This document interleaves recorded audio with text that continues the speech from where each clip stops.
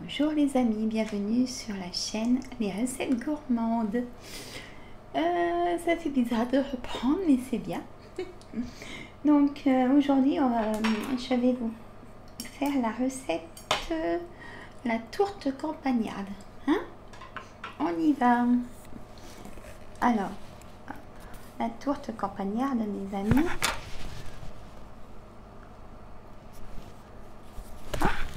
Alors, je vais y arriver. Hein. Il faut juste que je pose tout ça. Voilà. Hop, peut-être comme ça. Alors, c'est le pied qui a décidé aujourd'hui. Je vais mettre moins haut. Voilà. Bon, on va faire comme ça.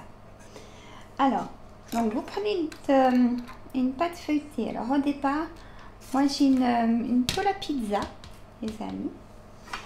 Une pâte feuilletée, de la crème épaisse. Hop, on va faire une base crème. Après vous pouvez mettre base sauce tomate. Hein. Mais bon, je préfère base crème. Enfin à la maison ils préfèrent. Alors 2 bonnes grosses cuillères, je fais tout devant vous. Alors vous laissez un petit bord de 1 cm hein, pour pouvoir mettre l'autre pâte feuilletée quand on aura tout fait. Hein? Voilà. Bon. Écoutez, j'espère que vous allez tous et toutes bien. Hop, ça. Voilà. On n'en met pas plus, c'est déjà pas mal. Je vais mettre un petit peu de poivre dessus. Voilà, comme ça. Pas plus, un petit peu de sel, mais bon, c'est vraiment... Voilà. Alors, j'ai fait...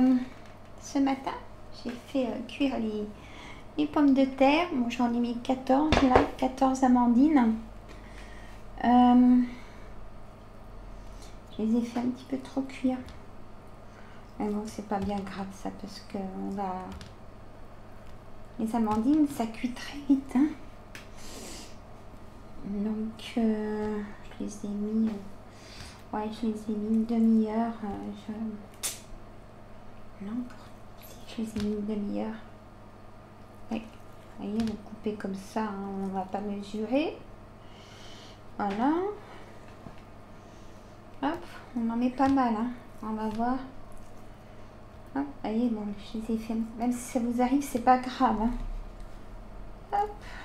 Mais principalement, c'est que ce soit bien garni. Et puis bon, comme ça, on va gagner du temps de cuisson. Hein. Hop. Après, vous pouvez prendre des pommes de terre déjà toutes cuites et épluchées. Hein, vous savez, là, c'est tout préparé. Mais bon, je trouve qu'elles n'ont pas le même goût. Hein. Alors, voyez. Là, il faut bien les installer, par contre, tout autour du bord. En laissant toujours un bon centimètre pour pouvoir tenir la pâte. Hein. Hop, ça j'aurais pu les préparer aussi à l'avance, mais bon, tant qu'on passe un petit moment ensemble aussi. Voilà, j'ai déjà tout épluché avant. Donc là, c'est de l'amandine, hein. Elle est super bonne, je trouve. Hein? Hop. Voilà, moi j'en mets assez gourmand. Hein, pour ça, j'ai appelé ma chaîne Les Recettes Gourmandes, parce que vous allez voir, j'hésite pas sur les quantités. Mes amis, franchement, ça me fait vraiment plaisir de recommencer ma chaîne. Je désespérais, mais vraiment, je vous assure, hein, mes amis. Alors là, j'avais 3, 4, 5, 6, 7, et ben 7 pommes de terre, mes amis. Je vais me rincer les mains. En cuisine, j'ai tout le temps les mains sous l'eau.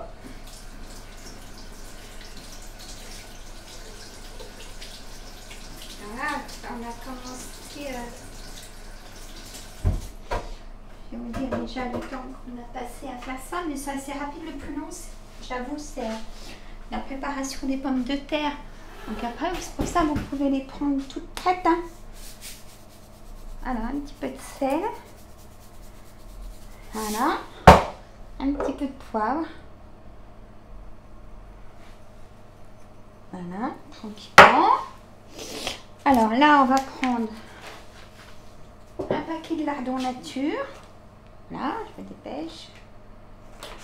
Oh, c'est énorme, un parfum. Alors, un paquet de lardons nature. Oh. Et je vais prendre un paquet de lardons fumés. On va mettre les deux comme ça. Après, c'est pas obligé, hein. Vous pouvez mettre que soit du fumé, soit du nature, comme vous voulez. On allait mettre des dés de jambon, les amis. Alors, je mets le fumé. Alors, vous allez me dire, est-ce qu'on peut les faire cuire avant? Oui, bien sûr, pourquoi pas. Mais là, pour l'instant, je vous avoue que ça évite de salir une casserole parce que ça fait même pas de jus dans la préparation. Vous voyez, là, c'est vraiment gourmand. Et on aurait pu mettre qu'un paquet. Hein. Moi, j'en ai deux. Hein. Hop, voilà. Après, on aurait pu mettre aussi éventuellement, si vous aimez le bacon ou du jambon cru aussi. Vous voyez, c'est vraiment, on peut faire pour. Voilà. Alors, pas trop au bord parce que ça va me gêner. On va faire la soudure avec l'autre pâte. En moi, il me reste de la raclette en tranches, les amis.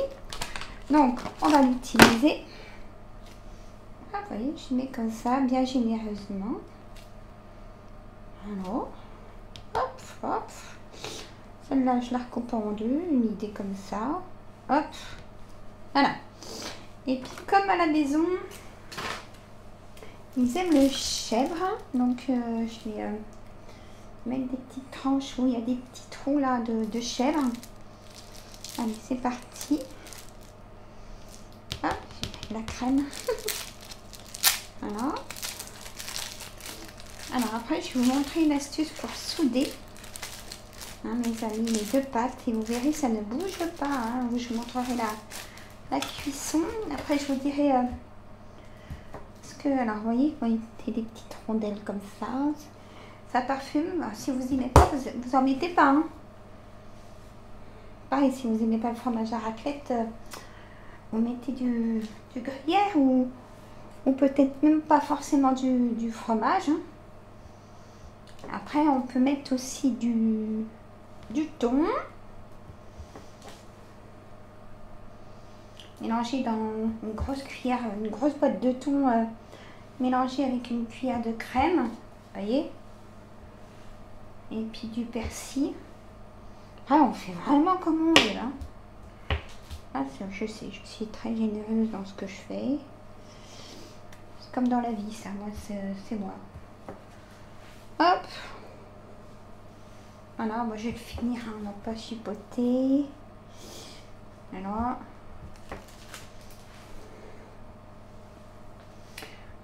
Ça fait vraiment des belles parts après, hein. C'est copieux avec une bonne petite salade de mâche ou petite salade hein, de saison. Hop, je nettoie tout. Hop, on est vite envahi. Hein. Hop, je me lave les mains.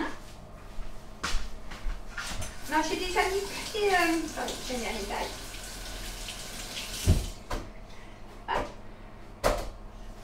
J'ai déjà mis mon four préchauffé, les amis. Vous voyez, ça fait vraiment ça fait épais. Hein. Vous allez voir, je vous couperai même une part. Je vais faire 3 vidéos que je vais mettre en une seule. Je vais faire des montages. Et je couperai une part, vous verrez que, hein, ce que ça fait. Et comme elle se tient bien à la coupe, mais il faudra la mettre un peu au frigo. Hein. Moi, c'est des pâtes feuilletées toutes prêtes, hein, les amis. Voilà. Je pourrais les faire, hein, mais j'aime bien le côté, j'aime bien le... C'est vraiment pratique. Hein. Alors, pâte feuilletée toute prête. Alors, hop, on la démoule comme ça. Je vais faire un petit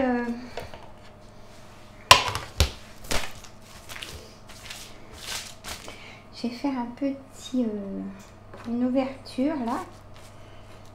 Hop, voilà. Pour la cheminée de la tourte. Hop, je repose ma pâte directement dessus comme ça. Là, je l'ai un peu mal équilibrée, j'avoue. Donc, je la reprends. Pour ça, je laisse le papier dessus tant que j'ai pas... Voilà, quand même équilibré. Vous voyez, le petit truc là. Il va servir à faire une belle cuisson. Alors, je vais essuyer les mains à chaque fois. Hop. Je prends une fourchette, mes amis, pour souder. Alors, vous voyez, vous regroupez comme ça. Non. Ah, c'est des petites astuces, vous allez voir. Pour bien souder la pâte. Après, on peut prendre le doigt comme ça aussi pour faire comme ça. Mais moi, je prends la fourchette pour souder. Et vous verrez qu'à la cuisson, que ça soude. Vous voyez, les deux parties de pâte. Comme ça, je sais pas si... Voilà. Ça soude quand même. Et du coup, il n'y a pas de souci. Normalement, ça ne coule pas. Et bien, normalement, ce que vous savez, il suffit qu'on fasse une vidéo ou quelque chose pour que ça fasse le contraire. Mais on va voir. Hein. Vous voyez, c'est bien garni. Hein. Voilà. Et après, je vais préparer un jaune d'œuf, mes amis. Vous voyez, il faut bien. Voilà. Après, on peut rabattre aussi le bord comme ça. Voilà. On peut rabattre le bord aussi. Hein. Mais ça fait épais, je trouve. Hein? Bon, on va voir. Je continue de me lancer comme ça. Donc, vous voyez, hop. Et ça, vous pouvez faire ça pour toute cuisson de pâte à souder, bien sûr. Hein? Voilà. Alors, là, je vais reprendre un couteau.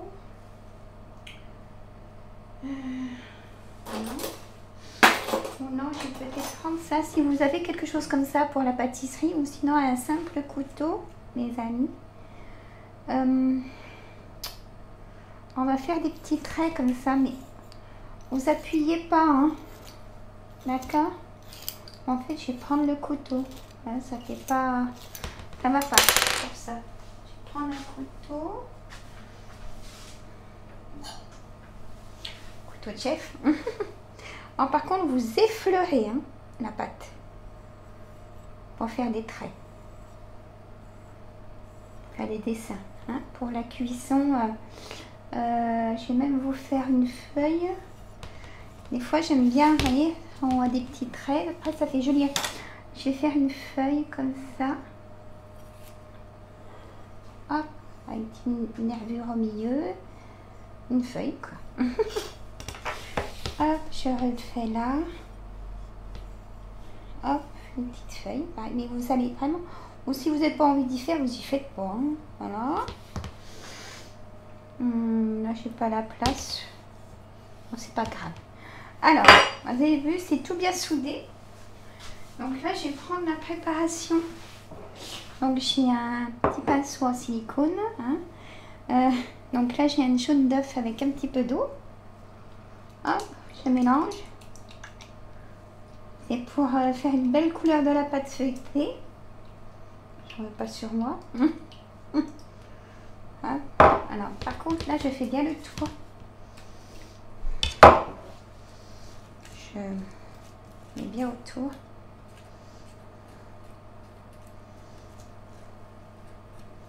Voilà. Après, comme je l'ai bien chargé, je vais quand même appuyer un petit peu avec mon doigt. Je préfère.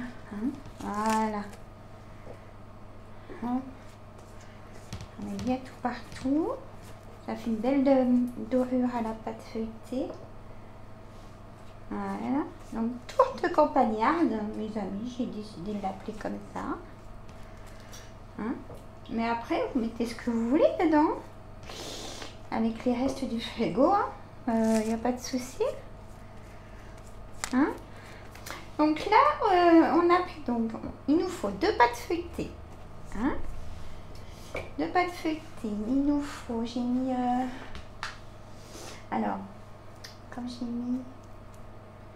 mis 100 g de lardon nature, 100 g de lardon fumé. J'avais préparé 14 pommes de terre amandine, mais du coup j'en ai mis 7. Allez. En basse crème, après on peut faire basse tomate, mais bon, c'est pas pareil, je trouve. Alors là, je reprends, hop, je préfère refaire un passage, comme elle est épaisse, mais c'est pas vraiment nécessaire parce que c'est bien soudé déjà, je trouve. Voilà. Là, du coup, ça peut être un petit peu... Voilà. Donc là, on a passé déjà 16 minutes, les amis, et elle est faite, elle est prête à la cuisson. Et là, par contre, j'ai envie de... Hop.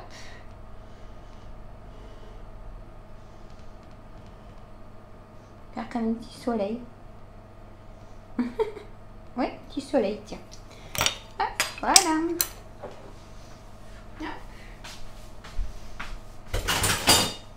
Voilà mes mains. Ah, en cuisine, c'est tout le temps. Bon. Je vais mettre au four, mes amis, mais normalement au four, alors moi j'ai mis ma... C'est un four à chaleur tournante. J'ai mis préchauffer un quart d'heure. Le temps de la préparation. Donc là, il est à 180 degrés. Chaleur tournante et la grille bien en bas. Hein? La grille est bien en bas, les amis, par contre. Hop. Alors, attendez. Par contre, je vais pas bouger la caméra, mais... Donc, hop. C'est parti. Hop là. C'est parti. Alors, je vais vous redire tout ça. Normalement, oui, si on a bien pour... Il y en a bien pour 45 minutes, les amis. Voilà. Normalement, c'est ça. Alors.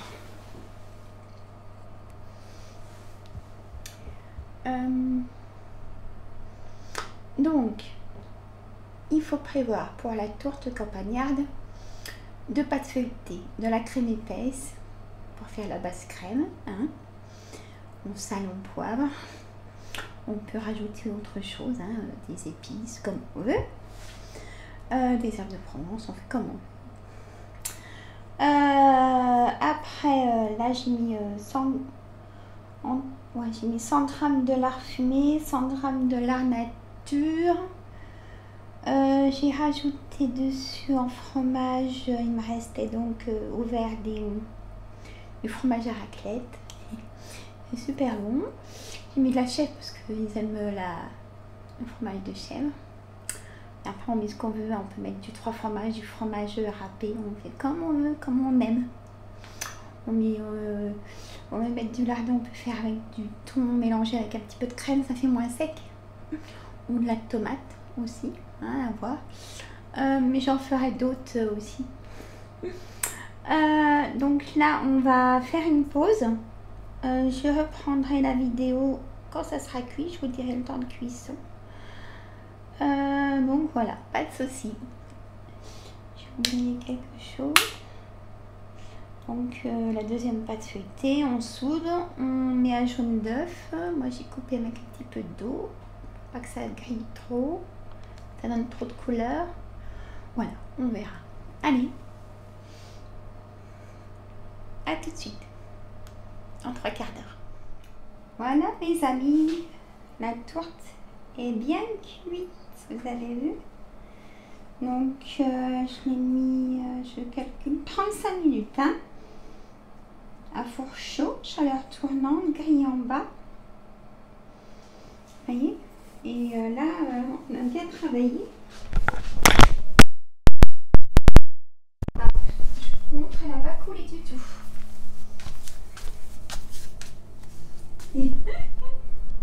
C'est juste pour vous montrer qu'elle n'a pas coulé du tout, d'accord? Elle est bien épaisse. Donc là, voyez, on voit un petit peu les dessins. Bon, c'est pas obligé, hein. Bon, voilà. Alors, normalement c'est 8 parts, mais là on peut faire moins 10 parts, hein, parce qu'elle est bien épaisse. Elle est bien épaisse, hein. Donc, oui. Voilà, je la laisse refroidir, je la mets au frais. Surtout la mettre au frais avant la dégustation. Pour qu'elle se tienne bien, qu'il n'y ait pas de jus. Hein, une petite heure au frais, 1h30 au frais.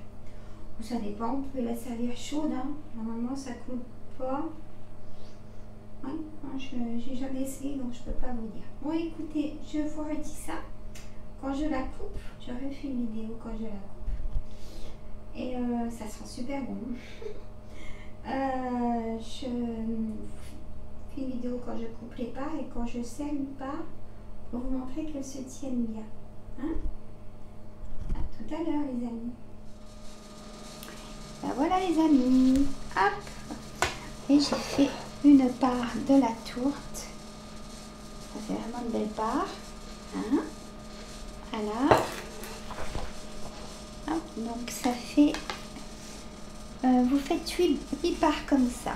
Hein? Donc après on peut réduire un petit peu si vous voulez faire 10 parts. Hein? Mais pour faire 8 parts, ça fait 8 belles parts comme ça. Elle se tient super bien. Donc pourquoi quand je fais chauffer mon four, je mets ma tourte en bas de la grille? Tout simplement pour qu'elle soit bien cuite en dessous, vous avez vu? Sinon si j'y mets au milieu, c'est pas tout à fait bien cuit. Et là c'est bien cuit tout partout. Voilà. Et ben écoutez, envoyez-moi des photos de vos réalisations, hein, sur la chaîne, hein, les recettes gourmandes, d'accord. Et puis dites-moi comment vous l'avez fait, hein. Voilà, on fait des échanges, hein. Voilà mes amis, mettez des pouces surtout. Je vous embrasse, abonnez-vous, partagez, comme ça vous recevrez toutes les semaines les notifications, hein. Moi je vous embrasse, je vous remercie d'avoir été patient de regarder la vidéo. Et je vous dis à une prochaine, je suis trop contente enfin. Bon dimanche à vous.